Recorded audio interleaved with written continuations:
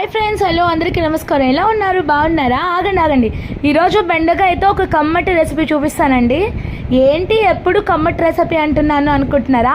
ఒకసారి నేను చెప్పిన కొలతలతో ట్రై చేయండి. కమ్మగా రాకపోతే కమెంట్ చేయండి, నేను చెప్తాను ఎందుకు రాలేదో. బెండకాయ తినడం వల్ల చాలా అంటే చాలా హెల్త్ బెనిఫిట్స్ ఉన్నాయి. మెయిన్గా మా చిన్నప్పుడు అయితే బెండకాయలు ఎక్కువగా పెట్టేవాళ్ళు అనమాట, ఎందుకంటే బుర్ర లేదనమాట నాకు అని మా అమ్మ వాళ్ళు అనేవాళ్ళు. నాకైతే ఉందనుకోండి, ఆ బుర్ర లేదని బెండకాయలు ఎక్కువ పెట్టడం వల్ల బుర్ర ఎక్కువైపోయింది. అందుకే ఇప్పుడు మీకోసం అదే బెండకాయతో కమ్మగా స్పెషల్గా అదేనండి బెండకాయ టమోటా ఇగురు ఎలా తయారు చేసుకోవాలో మన ఛానల్లో పెడతాను చూడండి. ఎన్నో నిమిషాలు లేదండి, 3 నిమిషాల 22 సెకండ్లు ఏమో ఉంటుంది అంతే. చాలా అంటే చాలా సింపుల్గా కమ్మగా అద్భుతంగా చేశాను.